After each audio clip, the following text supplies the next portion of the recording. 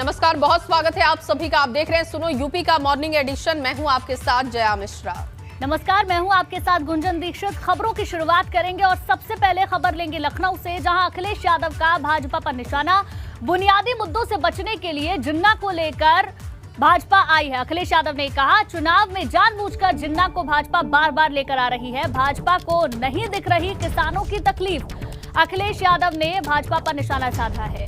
चुनावों से पहले जिन्ना का जिक्र कई बार हुआ है। ऐसे में भारतीय जनता पार्टी ने कई बार अखिलेश यादव पर निशाना भी साधा है, जिसको लेकर अब अखिलेश यादव ने भाजपा पर निशाना साधा और कहा, बुनियादी मुद्दों से बचने के लिए बार बार जिन्ना को बीच में भाजपा लेकर आ रही है। क्या कुछ कहा, सुनिए जरा। समाजवादी पार्टी कभी भी चुनाव को विकास से नहीं हटना देना चाहती है। आज सवाल महंगाई का है, सवाल बेरोजगारी का है, सवाल उत्तर प्रदेश में निवेश आए कि ना आए। आज सवाल इस बात का भी है कि उत्तर प्रदेश खुशहाली के रास्ते पर जाएगा कि नहीं जाएगा।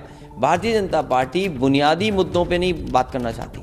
भारतीय जनता पार्टी बुनियादी मुद्दों पे नहीं बात करना, इसीलिए इस तरीके से जानबूझकर ये जिन्ना कहना, वो जातियाँ नहीं गिनना चाहते हैं, पाकिस्तान की बात कर रहे हैं, क्योंकि उन्हें उत्तर प्रदेश के असली मुद्दे नहीं दिखाई दे रहे हैं। यहाँ का किसान की तकलीफ, आय दोगुनी, बेरोजगारी, महंगाई, निवेश ना आना, कानून व्यवस्था ठप है, यहाँ की जितनी भी व्यवस्थाएं लागू थी स्वास्थ्य की, वो स्वास्थ्य पूरा चरमरा गया है। तो इन सवालों का जवाब भारतीय जनता पार्टी नहीं देना चाहती है, इसीलिए इस तरह के मुद्दे भारतीय जनता पार्टी उठा रही है। समाजवादी पार्टी और चलिए इस बीच आपको एक और बड़ी जानकारी दे। यूपी भाजपा के प्रत्याशियों की लिस्ट आज हो सकती है जारी। तीसरे और चौथे चरण के बचे प्रत्याशियों की घोषणा हो सकती है। पांचवें चरण की 59 प्रत्याशियों का भी ऐलान हो सकता है। मंगलवार की बैठक में प्रत्याशियों का नाम फाइनल हो चुका है। यूपी भाजपा 203 उम्मीदवारों की अब तक घोषणा कर चुकी है। तीसरे और चौथे चरण के बचे हुए प्रत्याशियों के नाम का ऐलान होगा। पांचवें चरण की 59 प्रत्याशियों का भी ऐलान संभव माना जा रहा है। मंगलवार की बैठक के बाद प्रत्याशियों के नामों पर मुहर लगाया जा चुका है। माना जा रहा है कि आज बचे हुए नामों का ऐलान हो जाएगा। और ज्यादा जानकारी के साथ अनुभव हमारे संवाददाता हमारे साथ जुड़ गए हैं। अनुभव, अगर देखें तो एक एक करके भारतीय जनता पार्टी अपने प्रत्याशियों की सूची जारी कर रही है। क्या उम्मीद है, अभी अगली सूची कब तक आ सकती है? देखिए, बिल्कुल, क्योंकि पहले कोर कमेटी की बैठक हुई, फिर सीईसी की बैठक हुई और सारे नामों पर चर्चा हो चुकी है, अंतिम मुहर लग चुकी है और अब बस लिस्ट जारी होनी है। हालांकि अभी आज से चौथे चरण के लिए भी नामांकन शुरू हो गए हैं, पर अभी भी कुछ सीटें जो चौथे चरण में हैं वहां पर भी अभी कुछ नाम घोषित नहीं हुए हैं। तो पहले माना जा रहा है कि वो लिस्ट जारी होगी चौथे चरण के लिए, जिसमें कि राजधानी लखनऊ भी है, वहाँ की भी 9 सीटें, इसके अलावा कुछ और अगर हम कहें जिले हैं तो वहाँ की भी सीटें बची हुई हैं, तो उनके नाम पहले घोषित होंगे और फिर उसके बाद 5वें, 6ठे और 7वें चरण के लिए उनमें से भी अगर माना जाए तो 5वें और 6ठे चरण के लिए लिस्ट जारी हो सकती है। देखिए, सबसे पहले आपने देखा जब बीजेपी की पहली लिस्ट आई, एक पूरी प्रेस कॉन्फ्रेंस की गई और उसमें जो है वो तकरीबन 107 कैंडिडेट के नाम की घोषणा की गई। उसके बाद फिर कोई प्रेस कॉन्फ्रेंस बीजेपी ने नहीं की। फिर उसके बाद अब वो लिस्ट जारी कर देते हैं अपने सोशल मीडिया अकाउंट पर, फिर और मीडिया को भेजते हैं। तो यही स्ट्रेटजी इस बार भी रहेगी और अभी इंतजार हो रहा है कि चौथे चरण में जो सीटें बची हुई हैं उनके जो कैंडिडेट हैं उनके नामों की घोषणा हो जाए, क्योंकि आज से नामांकन शुरू हो चुका है। फिर 5वें और 6ठे चरण के लिए भी नामांकन आगे होना है, तो उनके भी कैंडिडेट के चूंकि नामों पर, सारे नामों पर अब कहें हम की मुहर लग चुकी है। दिल्ली में हमने देखा कैसे किस तरीके से पूरे एक्सरसाइज बीजेपी ने की, पहले 3 दिनों तक वहां पर। यानी कि अनुभव ये कहा जा सकता है कि मंथन हो चुका है, नाम लगभग फाइनल हो चुके हैं। अब लौटेंगे आपके पास। पुष्कर सिंह धामी क्या बोल रहे हैं, आइए सुनते हैं। सभी पर अपनी कृपा करें, सारी विघ्न बाधाएं दूर करें और मार्ग प्रशस्त करें। सर ने कल दूसरी लिस्ट जारी की तो काफ़ी लोगों का नाम सीट चेंज की। हरीश रावत जी को भी सर रामनगर से लाल कुमार सीट पे चुनाव लड़ रहे हैं। चूँकि उनके यहाँ पहले से बहुत विवाद है और विवाद के कारण से ऐसी स्थितियाँ पैदा हो रही हैं, जो कभी इधर सीट निकल रही कभी उधर निकल रही हैं। हालांकि ये उनका आंतरिक मामला है। तो पुष्कर सिंह धामी को यहाँ आप सुन रहे थे। खटीमा से आज अपना नामांकन 12 बजे दाखिल करेंगे, सीधे आपने उन्हें सुना। इसके साथ ही उनसे रामनगर की सीट को लेकर, लालकुआ की सीट पर भी। हाँ बेटा, पूजा पाठ किया, दीपता हमको याद करा। हमारे ऊपर पक्का भरोसा है हमको, अपने स्टेट पर पक्का बनेगा दोबारा मुख्यमंत्री। तो पुष्कर सिंह धामी की मां को भी आपने यहां पर सुना। उनका पूरा विश्वास है कि उनका बेटा ही इस बार फिर से मुख्यमंत्री बनेगा। इसके साथ ही कई और सवाल रामनगर की सीट को लेकर, लालकुआं की सीट को लेकर उनसे पूछे गए। नामांकन दाखिल करने से पहले आपने पुष्कर सिंह धामी को सुना। आज खटीमा से अपना नामांकन पुष्कर सिंह धामी दाखिल करेंगे। 12 बजे का करीब समय है जब नॉमिनेशन फाइल करने के लिए पुष्कर सिंह धामी पहुंचेंगे। इससे पहले आपने धामी को भी सुना और उनकी मां को भी सुना। उनकी मां का कहना है, मुझे पूरा विश्वास है एक बार फिर से मेरा ही बेटा मुख्यमंत्री बनेगा।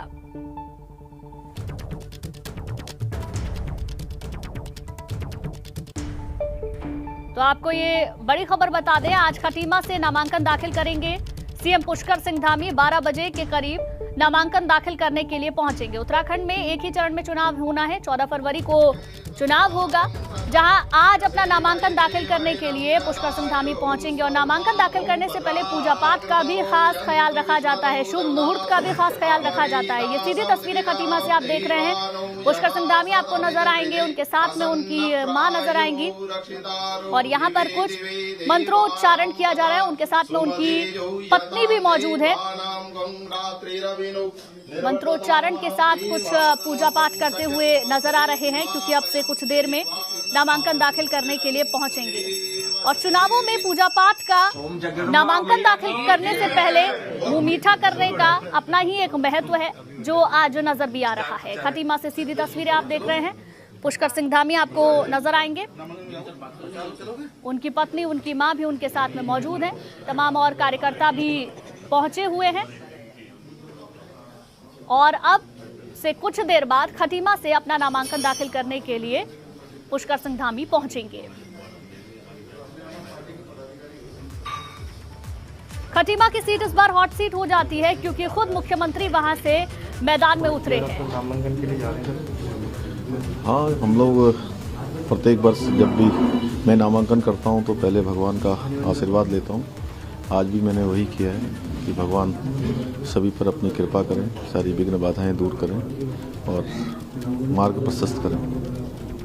सर ने कल दूसरी सीट जारी की तो सर काफ़ी लोगों का नाम सीट चेंज की। सर हरीश रावत जी को भी सर रामनगर से लालकुआं सीट पे चुनाव लड़ रहे हैं। चूँकि उनके यहाँ पहले से बहुत विवाद है और विवाद के कारण से ऐसी स्थितियाँ पैदा हो रही हैं, जो कभी इधर सीट निकल रही, कभी उधर निकल रही हैं। हालांकि ये उनका आंतरिक मामला है।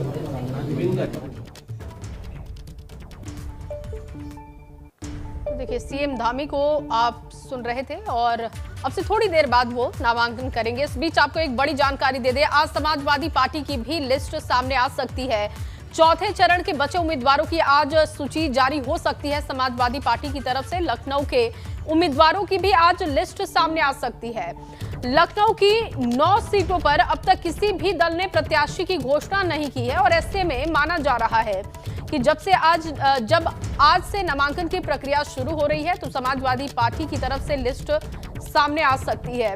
लखनऊ की 9 सीटों पर अब तक किसी भी दल ने प्रत्याशी के नाम का ऐलान नहीं किया है और आज समाजवादी पार्टी की तरफ से लिस्ट सामने आ सकती है। साथ ही साथ भारतीय जनता पार्टी की तरफ से भी बचे हुए प्रत्याशियों के नामों का ऐलान किया जा सकता है।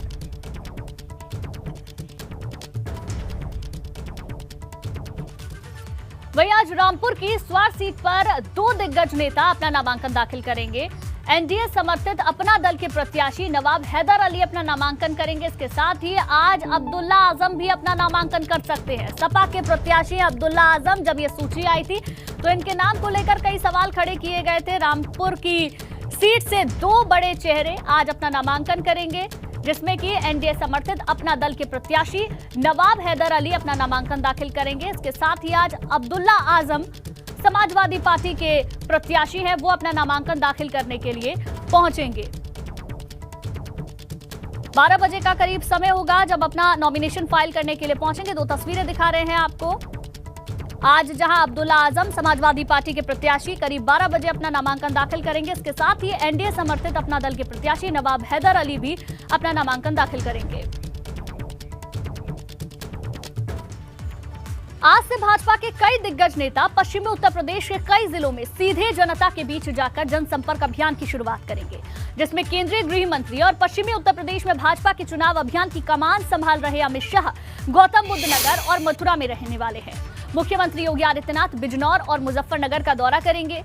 इसके अलावा डिप्टी सीएम केशव प्रसाद मौर्य हापुड़ और यूपी भाजपा अध्यक्ष स्वतंत्र देव सिंह मेरठ में रहेंगे, जबकि डिप्टी सीएम दिनेश शर्मा अलीगढ़ में घर घर जाकर प्रचार करेंगे। आपको बता दें कि अमित शाह आज लगातार दूसरे दिन पश्चिमी उत्तर प्रदेश में जाटों को साधने की कोशिश करेंगे। बुधवार को भी अमित शाह जाट नेताओं के साथ में रहे थे। ऐसे में पहले फेज में ही पश्चिमी उत्तर प्रदेश में चुनाव होना है और लगभग इनमें से कुछ सीटें वही हैं जिसमें कि अलीगढ़, हापुड़, मथुरा शामिल है, जहां पहले फेज में ही चुनाव होना है। और भाजपा के तमाम बड़े दिग्गज नेता आज अलग अलग जिलों में पहुंचेंगे और अपनी पार्टी को मजबूत करने की कोशिश करेंगे। गौतम बुद्ध नगर में अमित शाह और मथुरा में भी ये पहुंचेंगे। इसके साथ साथ योगी आदित्यनाथ आज बिजनौर और मुजफ्फरनगर में रहेंगे। इसके साथ ही मेरठ में स्वतंत्र देव सिंह रहने वाले हैं। डिप्टी सीएम दिनेश शर्मा भी आज अलीगढ़ के दौरे पर रहेंगे, डोर टू डोर संपर्क करेंगे और हापुड़ केशव प्रसाद मौर्य रहने वाले हैं। पश्चिमी उत्तर प्रदेश में अपनी पूरी ताकत भारतीय जनता पार्टी ने झोंक दी है। पहले ही फेज में पश्चिमी उत्तर प्रदेश में चुनाव होना है। ऐसे में कई वो सीटें हैं जहां पर फर्स्ट फेज में इलेक्शन होगा, जिसके लिए तैयारियां भारतीय जनता पार्टी पूरी तरीके से कर चुकी है।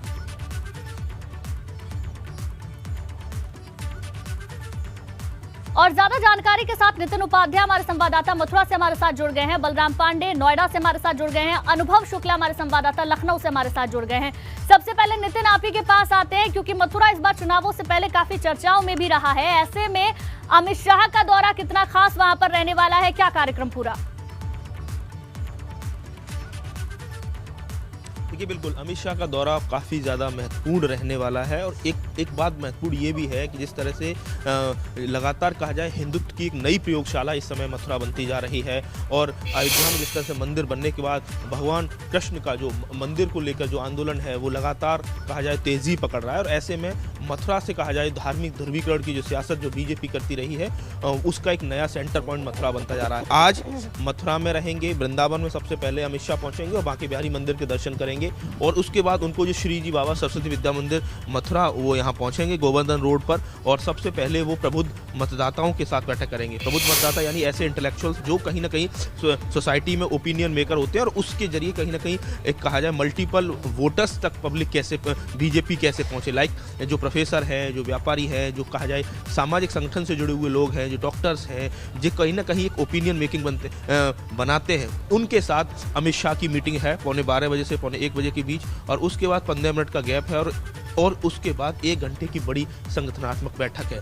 अगर बात की जाए ब्रज क्षेत्र की तो ब्रज क्षेत्र में 22 तारीख को यहाँ अलीगढ़ में मुख्यमंत्री योगी आदित्यनाथ रहे थे और अमित शाह की बात की तो अमित शाह ने लगातार पश्चिमी उत्तर प्रदेश का वो दौरा कर रहे हैं। 22 तारीख को उन्होंने कैराना से इसकी शुरुआत की थी और कहीं ना कहीं अब पूरी तरह से कहा जाए बीजेपी के जितने भी कमांडर्स हैं वो पूरी तरह से मैदान में आ चुके हैं और ऐसे में आज न केवल अमित शाह अगर मथुरा में है तो वहीं दूसरी तरफ मुख्यमंत्री योगी आदित्यनाथ से लेकर जेपी नड्डा दोनों जो डेप्यूटी सीएम हैं स्वतंत्र देव सिंह हैं उनके भी पश्चिमी उत्तर प्रदेश में दौरे लगे हुए हैं। 11 जिलों की 58 सीटों पर मतदान होना है और ऐसे में पूरी तरह से कहा जाए ये जो पूरा इलाका है जो किसान आंदोलन से सबसे ज़्यादा प्रभावित रहा, जाट मतदाताओं की संख्या काफ़ी ज़्यादा रही और यही वजह कल अमित शाह ने बड़े प्रोमिनेंट जाट लीडर्स के साथ भी बैठक की है। तो जहाँ जहाँ बीजेपी को लग रहा है कि बिल्कुल नितिन, जाट वोट बैंक और सीधे तौर पर पश्चिम यूपी में किस तरीके से पकड़ मजबूत हो इसकी कोशिश करते हुए तमाम बड़े नेता भारतीय जनता पार्टी के दिखाई दे रहे हैं। मैं लौटती हूँ आपके पास, बलराम भी हमारे साथ जुड़े हुए हैं, अनुभव भी जुड़े हुए हैं। बलराम, क्योंकि गौतम बुद्ध नगर में भी कार्यक्रम होने वाला है मथुरा के बाद अमित शाह का, तो क्या पूरा कार्यक्रम रहेगा?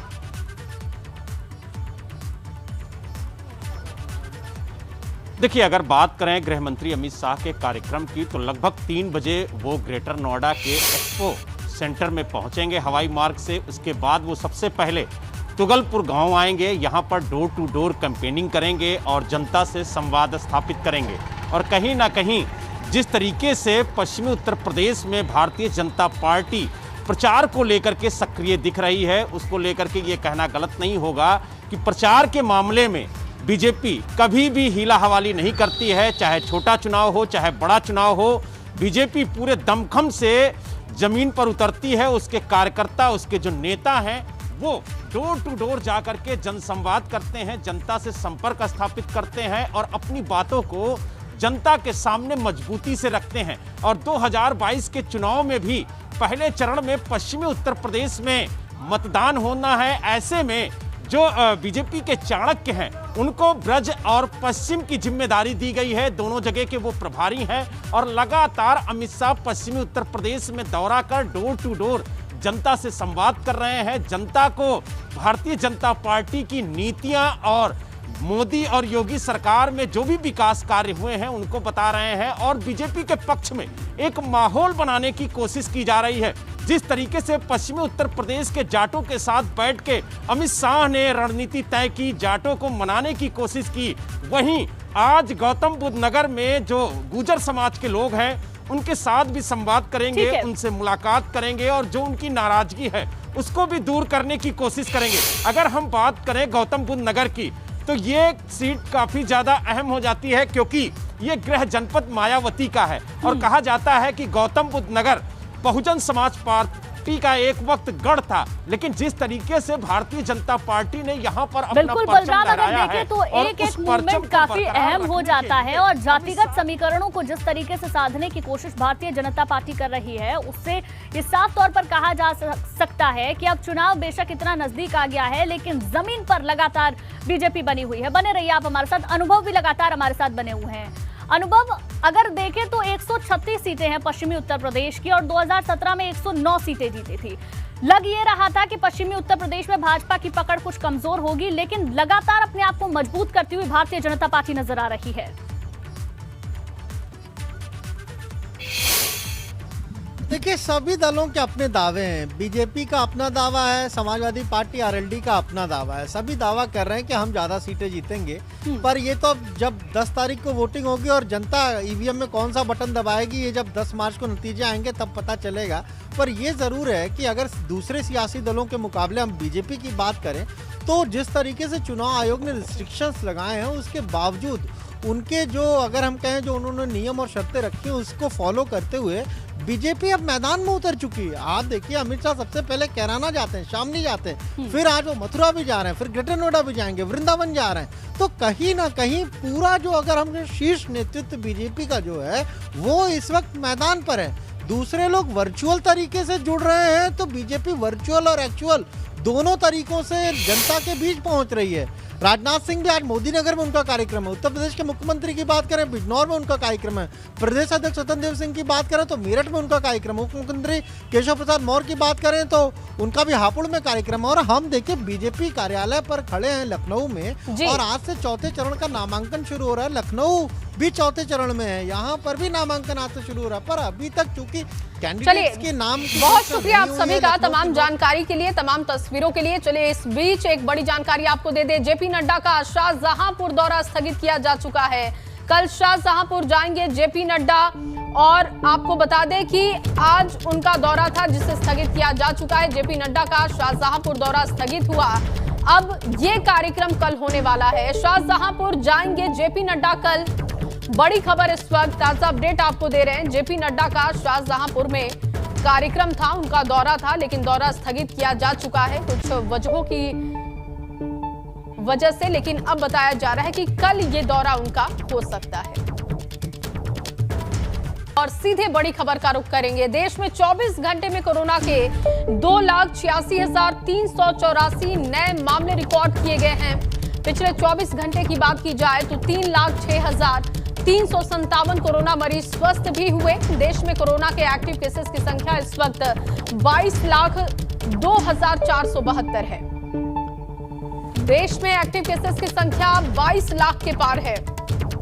2,86,000 से ज्यादा कोरोना के मरीज 24 घंटे में पाए गए हैं। 3,06,357 मरीज स्वस्थ भी हुए हैं, लेकिन अभी भी एक्टिव केसेस की संख्या 22 लाख के पार है।